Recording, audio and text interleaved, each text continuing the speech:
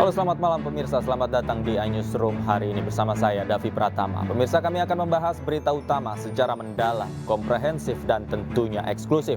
Sebagai pembuka iNewsroom kali ini kami memiliki informasi kericuhan sempat terjadi saat rapat pleno rekapitulasi suara tingkat Kabupaten Bekasi, Jawa Barat.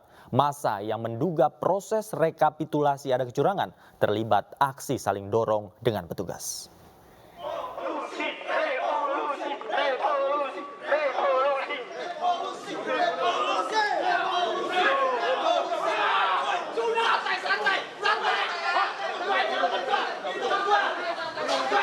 Inilah aksi unjuk rasa yang nyaris berakhir ricuh, di mana puluhan massa terlibat saling dorong dan nyaris baku hantam dengan aparat yang berjaga. Kericuhan dipicu puluhan massa yang memaksa masuk ke dalam tempat pleno rekapitulasi yang tengah berlangsung. Abang belum siap. Ini komando saya. Sama-sama. Iya, sama-sama kali. Saya yang terjadi kawan-kawan. Kalian yang terlibat. Kalian jangan urangan. Kalian jangan urangan punya. Massa yang mengatasnamakan Aliansi Rakyat menggugat melakukan unjuk rasa di depan Hotel Harper, tempat rapat pleno rekapitulasi suara tingkat Kabupaten Bekasi di Cikarang Selatan. Dengan membentangkan spanduk yang bertuliskan Bawaslu dan KPU jangan tutup mata, massa meminta Bawaslu dan KPU Kabupaten Bekasi mengambil sikap profesional atas dugaan indikasi kecurangan yang terjadi di dua kecamatan, yakni Tambun Selatan dan Cibitung, di mana dugaan kecurangan merupakan penggelembungan suara partai yang berubah dan turun ke salah satu calon legislatif.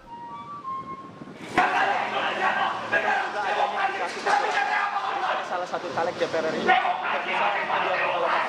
karena kalau dari data yang kita dapat khususnya di kecamatan Cibitung itu data valid menurut saya hasil Ceplano, maka kemudian bentuk daripada indikasi kecurangan ini ada perubahan suara partai yang turun ke. Meski sempat memanas, beruntung kericuhan berhasil diredam oleh sejumlah aparat keamanan.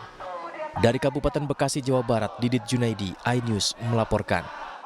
Rekapitulasi suara yang digelar KPU Provinsi Jawa Timur diwarnai kericuhan. Kericuhan dipicu oleh salah satu saksi, salah satu caleg DPD yang merasa suara calegnya hilang. Mohon dihormati ya.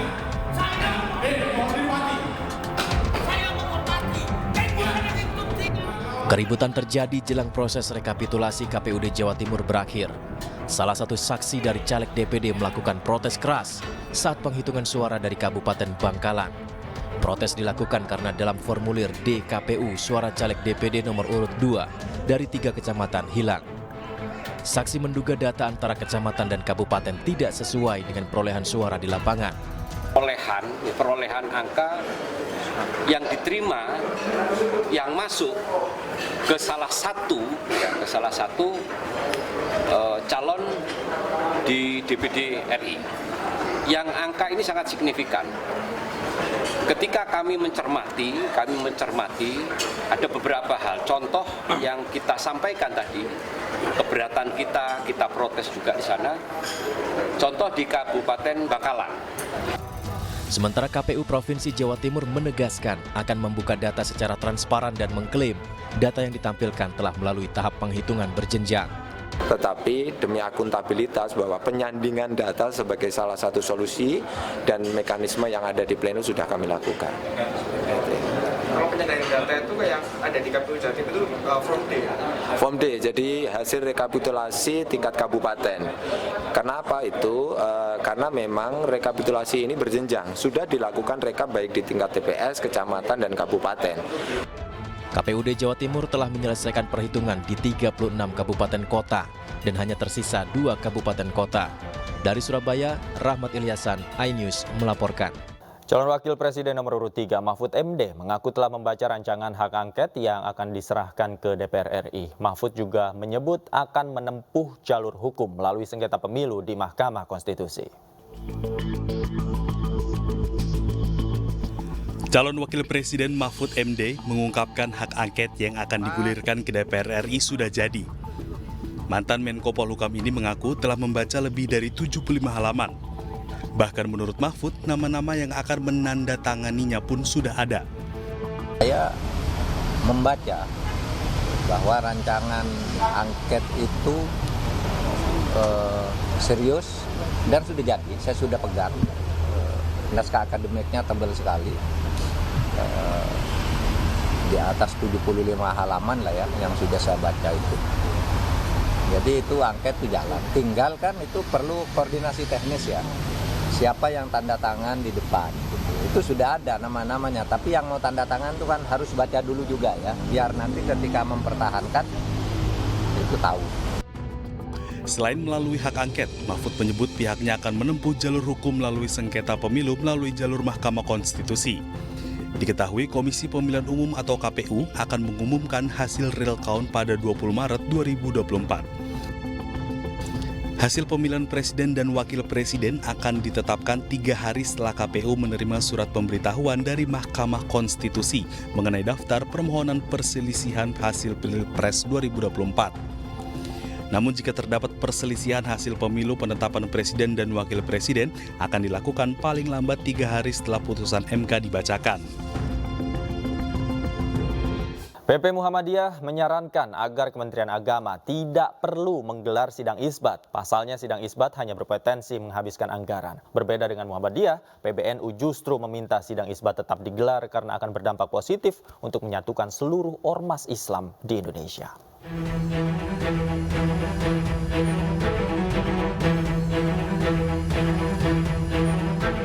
Kementerian Agama akan menggelar sidang isbat penentuan awal Ramadan 1445 Hijriah pada Minggu 10 Maret 2024.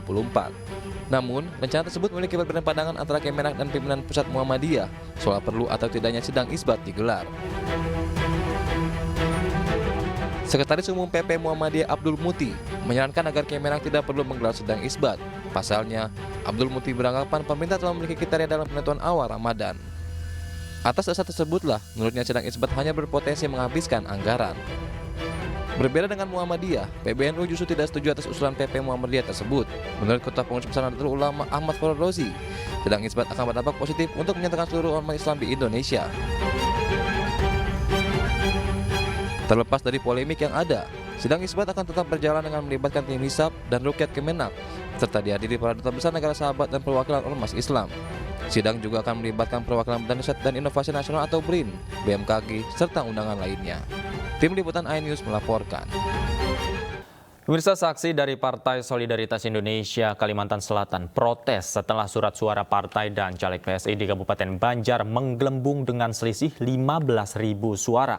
Sementara KPU Provinsi Kalimantan Selatan mengklaim kesalahan tersebut karena alasan sistem.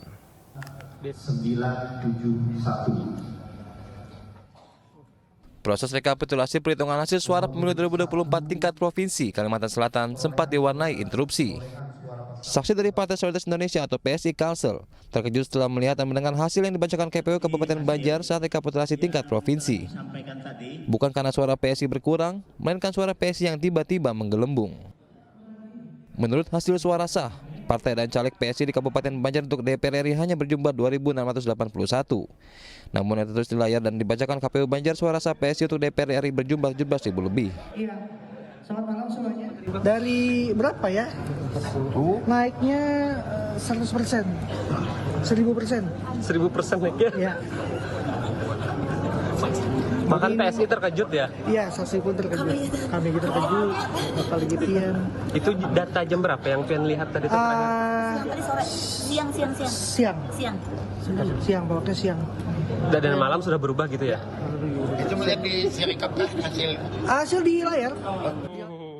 Sementara itu, Ketua KPU Provinsi Kalsel Andi Tenri Sompa mengklaim kesalahan tersebut karena alasan sistem. Kendalanya di sistem aja, Pak. Oh, di sistem aja. Jadi karena kebetulan yang membacakan itu tidak bisa terlalu kecil-kecil hurufnya, jadi beliau membuka di sistem dan ternyata di sistem itu ada yang error. Kemudian itu terjadi kesalahan baca. Atas kesalahan itu, perbaikan akhirnya dilakukan. Pihak PSI Kalsel sendiri tak ingin kekeliruan data yang disuguhkan KPU Banjar tersebut menyebabkan PSI tuding menggelembungkan suara pemilu untuk DPR RI. Dari Banjarmasin, Kalimantan Selatan, Soehardian, iNews melaporkan.